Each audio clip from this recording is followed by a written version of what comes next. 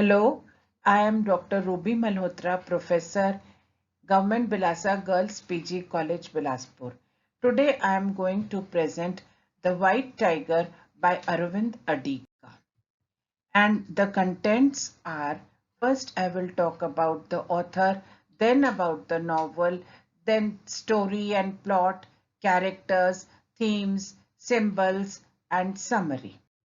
First, I will talk about the author. Aravind Adiga was born in 1974 in Madras, who first lived in Mangalore and at a later stage moved to Sydney in Australia with his family. He is an Indo-Australian writer and journalist. He received his graduate degree in English literature from the prestigious Columbia University in 1997. He won the 40th Man Booker Prize for his debut novel, The White Tiger, in 2008. He is the fourth Indian born author to win the Man Booker Prize after Salman Rushdie, Arundhati Roy, and Kiran Desai. Now we come to the novel. The novel provides a darkly humorous perspective of India's class struggle in a globalized world. The novel White Tiger is an epistolary which is narrated through letters by Balram Halwai to the Premier of China, who is soon to visit India. In his letter, he describes his journey from an uneducated poor boy to becoming a successful entrepreneur and a businessman.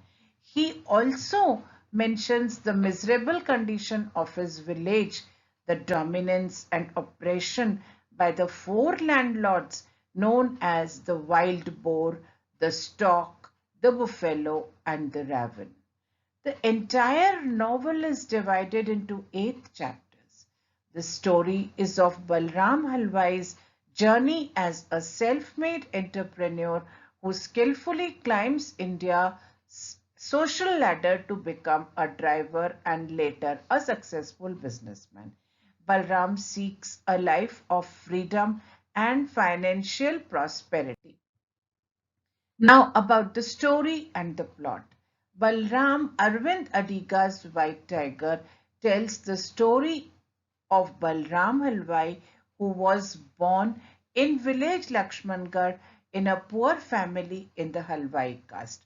Balram's mother died when he was only 7 years old. His father is a struggling rickshaw driver and his grandmother Kusum is a dominating figure in the family. Balram was given the name the White Tiger by an inspector who comes for the school visit and is impressed by his rare and exceptional intelligence. After his father's death, Kishan, his brother after marriage, moved to Dhanbad. He was removed from school and had to work in tea shop with his brother. Balram describes himself as a bad servant but a good listener. While working, he begins to learn about India's governance and economy from the customers' conversations, and he also learns about the corrupt ways of the world, working as a servant in Dhanbad.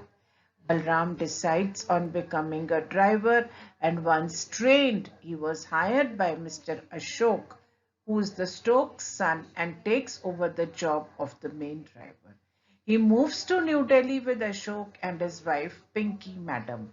One night in Delhi, Pinky Madam, Ashok's wife, accidentally hits and kills a child while driving in a drunk state. Ashok's family puts pressure on Balram to confess that he was driving alone and go to jail on behalf of Pinky Madam. During this time, Balram's political consciousness grows more intense and his resentment towards upper class more violent. Balram was terrified by the proposal of going to jail but was relieved when Stoke manages the police. The case is dropped after Stoke bribes the police. Ashok starts drinking and rekindles his relationship with his former lover Uma after Pinky ends her marriage and goes back to America. Ashok becomes increasingly involved in bribing the government officials for the benefit of family business.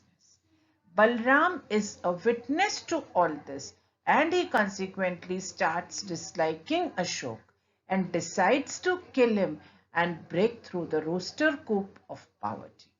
Balram stabs Ashok in the neck with a broken whiskey bottle and steals the red bag containing 7 lakh rupees and runs away to Bangalore. Balram starts his new taxi business named White Tiger Technology Driver in Bangalore by bribing the local police. His business grows through bribery and corruption, and he becomes increasingly powerful and an influential figure. As Balram finishes his letter to Chinese Premier, he justifies the murder of Ashok and of his own family members as necessary steps in his struggle for freedom and present the whole grim tale as a positive story of entrepreneurial success. Now we come to the characters of the novel. As we know, Balram Halwai is the narrator, protagonist of the story. He narrates his story from rags to riches. Then we have Mr. Ashok. He is Balram's master, the Stoke's son, who is generally kind and gentle. Pinky Madam, she is Ashok's wife, an American who is unsatisfied and is always hoping to return to America. Kusum is the grandmother of Ashok. Vijay, he is Balram's childhood hero and his only hope for better future. The village boys admire his job and he becomes powerful in politics. The Stoke, he is one of the 4 landlords who control Lakshmangad. He is the father of Ashok, a corrupt businessman who steals coal from government mines. There are some other minor characters also in the play. Now we come to the themes. The first theme we'll discuss about is corruption. Adiga constantly exposes the prevalence of corruption in all the Indian institutions like school, hospitals, police departments, including politicians, government officials. He highlights the practice of bribery in order to escape the darkness and enter into the light. Balram also becomes a part of the system. Next, globalization. Novel also shows development in the field of globalization. It also tells us about technology and outsourcing. It also highlights the need of a global economy. Freedom and individualism. When we talk about freedom and individualism, it is important to understand the symbol of rooster cock. It is the idea of Balram's freedom. He talks about how he was trapped in rooster cock and how he broke free by overcoming his poverty. He gives preference to his individualism. A time comes when he thinks only of himself and his individual choices. Next is the class difference. Balram and his family represents the poor class, whereas the 4 landlords, Mr. Ashok, Pinky Madam, the corrupt politicians and Mangoose all represent the rich class, showing a prominent class difference in the novel. Social mobility. The novel shows how the social system of India has changed from Balram's childhood. Balram recognizes the possibility of moving up in the world, as when we read the novel, we shall see that from the childhood, Balram idealizes the man Vijay because of his uniform. So, Vijay is a hope for Balram to get a position in the world. In the society, he discusses the issue of social mobility in the new social hierarchy of India. Identity. Balram undergoes a transformative journey to make his new identity at the end of the story. We see that Balram changes his name to Ashok Sharma and starts his new business. He tries hard to construct his new identity. He takes the name of the man he kills, which is highly ironical. Then we have some symbols and we will discuss them one by one.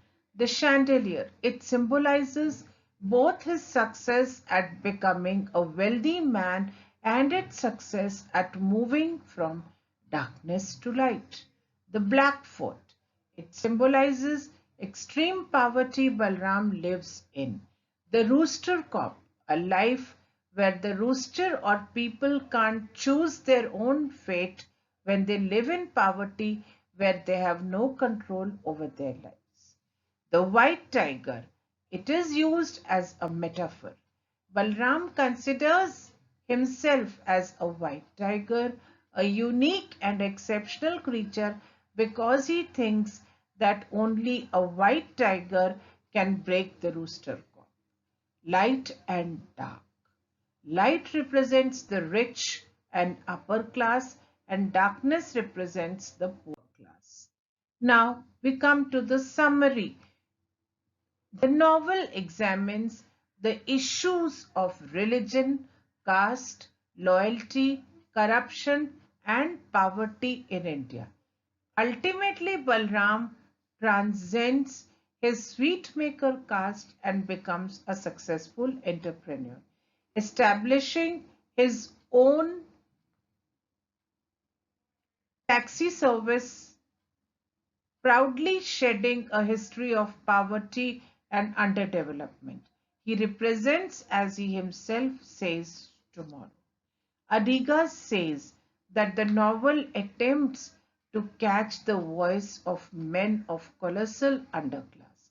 According to him, the exigence for the white tiger was to capture the unspoken voice of people from the darkness, the impoverished areas of rural life, and he wanted to do so without sentimentality or portraying them as mirthless, humorless weaklings as they are usually. By this, we come to the end of the novel. Thank you.